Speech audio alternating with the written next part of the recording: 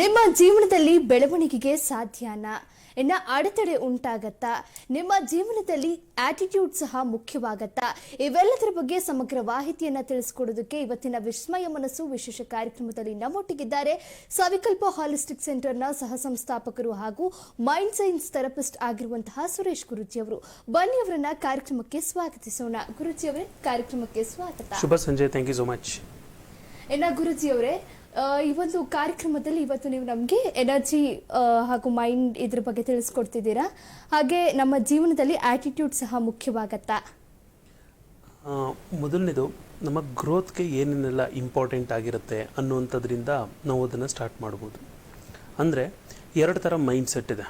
ಒಂದು ಗ್ರೋತ್ ಕಡೆಗೆ ಇರುವಂಥ ಮೈಂಡ್ ಸೆಟ್ಟು, ಇನ್ನೊಂದು ಅದನ್ನು ಇಗ್ನೋರಬಲ್ ಮೈಂಡ್ ಸೆಟ್ಟು ಅಂತ ಹೇಳಿದ್ರೆ ಯಾವುದಾದ್ರು ಫಾಸ್ಟಾಗಿ ನಾವು ಗ್ರೋ ಆಗಬೇಕಾ ಅಥವಾ ಸ್ಲೋ ಆಗಿ ಗ್ರೋ ಆಗಬೇಕಾ, ಎರಡೂ ನಮ್ಮ ಮೈಂಡ್ ಸೆಟ್ ಒಳಗಡೆ ಇರುತ್ತೆ ಇನ್ಫ್ಯಾಕ್ಟು.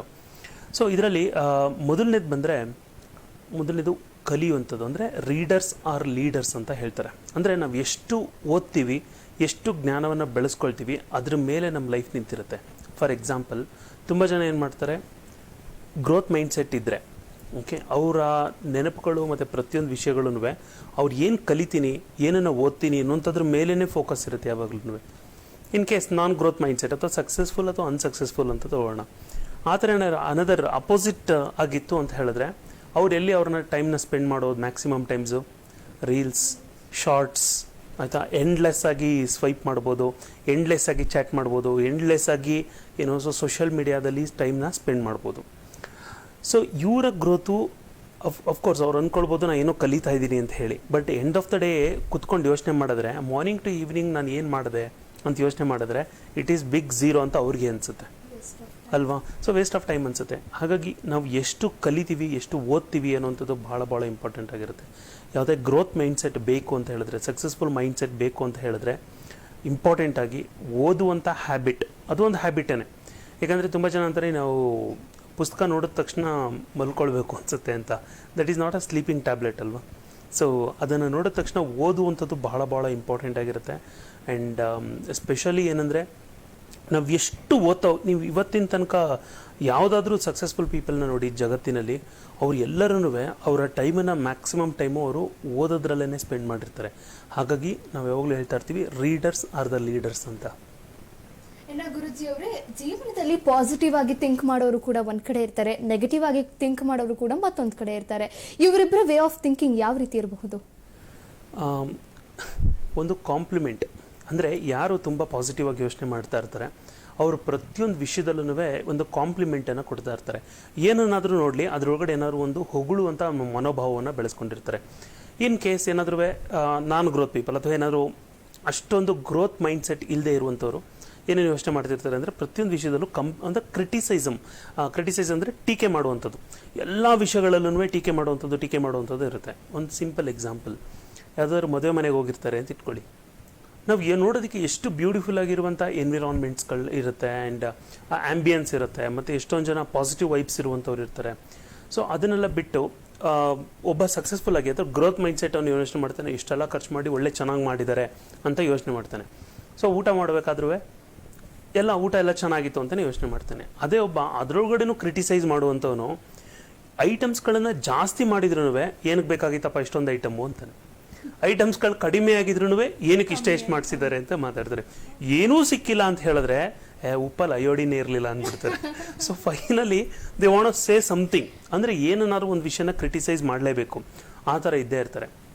ಅಷ್ಟೇ ಅಲ್ಲ, ಇನ್ನೊಂದೇನಂತ ಹೇಳಿದ್ರೆ, ಯಾವುದೇ ಗ್ರೋತ್ ಮೈಂಡ್ ಸೆಟ್ ಇರುವಂಥವ್ರು ಚೇಂಜ್ ಈಸ್ ಕಾನ್ಸ್ಟೆಂಟ್ ಅಂತ ಹೇಳ್ತೀವಿ. ಅಂದರೆ ಬದುಕಿನಲ್ಲಿ ಆಗುವಂಥ ಚೇಂಜಸ್ಗಳು, ಯಾವುದೇ ಒಂದು ಚೇಂಜ್ ಆಗ್ತಾ ಇರಲಿ ಅದು ಕಾನ್ಸ್ಟೆಂಟ್, ಅಂದರೆ ಅದು ನಡೆಯುತ್ತೆ. ಚೇಂಜ್ ಅದು ಇವತ್ತಿದ್ದ ಹಾಗೆ ನಾಳೆ ಇರೋದಿಲ್ಲ, ನಾಳೆ ಇದ್ದ ಹಾಗೆ ನಾಳಿದ್ದಿರೋದಿಲ್ಲ, ಚೇಂಜ್ ನಡೀತಾನೆ ಇರುತ್ತೆ.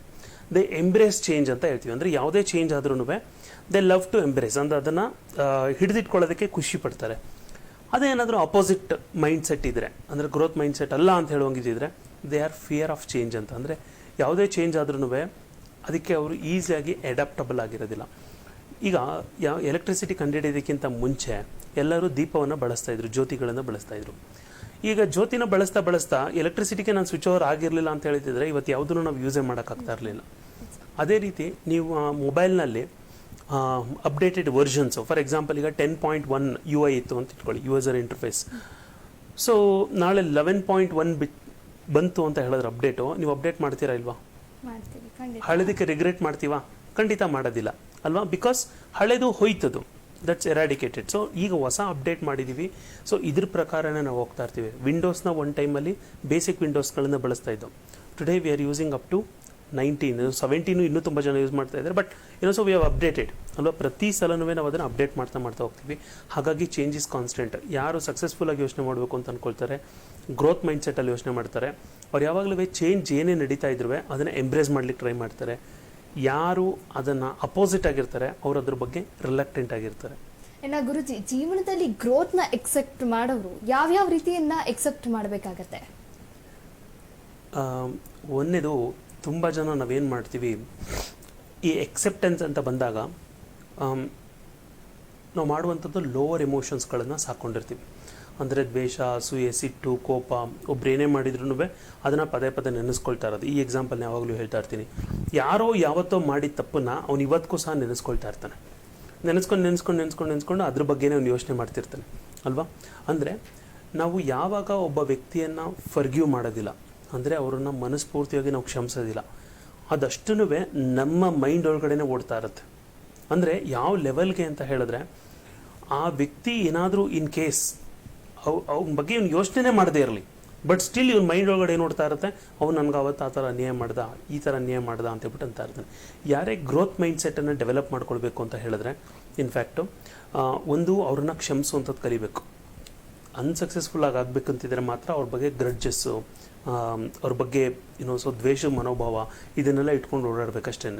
ಬಟ್ ಸಾಧಾರಣವಾಗಿ ನಾವು ಎಷ್ಟು ಮನುಷ್ಯನ, ಅಂದರೆ ಯಾರು ಏನೇ ತಪ್ಪುಗಳನ್ನ ಮಾಡಿರಲಿ ಅವ್ರನ್ನ ಕ್ಷಮಿಸ್ತಾ ಹೋಗ್ತೀವಿ, ಅಲ್ಲಿವರೆಗೆ ನಮ್ಮ ಲೈಫ್ ಡೆವಲಪ್ ಆಗ್ತಾ ಹೋಗುತ್ತೆ. ಈಗ ಇನ್ನೊಂದೇನೆಂದರೆ, ಒಬ್ಬರನ್ನ ಕ್ಷಮಿಸೋದ್ರಿಂದ ಅವ್ರ ಇಡೀ ಜೀವನ ಏನು ಅಂದರೆ ಇವನ್ ಲೈಫ್ ಸರಿ ಹೋಗ್ಬಿಡುತ್ತೆ ಅಂತಲ್ಲ. ಅಂದರೆ ಈಗ ಯಾರನ್ನಾರು ಫಾರ್ ಎಕ್ಸಾಂಪಲ್ ಎಕ್ಸ್ ಅನ್ನುವಂಥ ಒಬ್ಬ ವ್ಯಕ್ತಿ ಇದ್ದಾನೆ, ಅವನ್ನ ಕ್ಷಮಿಸಿದ ತಕ್ಷಣ ಅವ್ನ ಲೈಫ್ ಸರಿ ಹೋಯ್ತು ಅಂತಲ್ಲ, ಅಥವಾ ಅವನ ಲೈಫ್ ಸರಿ ಹೋಯ್ತು ಅಂತಲ್ಲ. ಅದು ಅವನನ್ನು ಕ್ಷಮಿಸೋದ್ರಿಂದ ಏನಾಗುತ್ತೆ, ನಾನು ಅವನ ಬಗ್ಗೆ ಯೋಚನೆ ಮಾಡೋದು ಬಿಡ್ತೀನಿ ಫಸ್ಟ್ ಅಲ್ವಾ? ಏಕೆಂದರೆ ಅದು ಸಾಧಾರಣವಾಗಿ ಆಗ್ಬಿಡ್ತಾನೆ. ಇಲ್ಲ ಅಂತ ಹೇಳಿದ್ರೆ ಅವ್ನು ನೋಡಿದಾಗೆಲ್ಲ ಅದೇ ಬರ್ತಾ ಇರುತ್ತೆ ಮೈಂಡ್ಗೆ, ಅವ್ನು ಆತ ಈ ಥರ ಮಾಡ್ದ ಅಂತ ಬರ್ತಾ ಇರುತ್ತೆ. ಸೊ ಆ ಗ್ರಡ್ಜನ್ನ ಇಟ್ಕೊಂಡ್ರೆ ಯಾವ ವ್ಯಕ್ತಿನೂ ಗ್ರೋತ್ ಆಗೋದಕ್ಕಾಗೋದಿಲ್ಲ.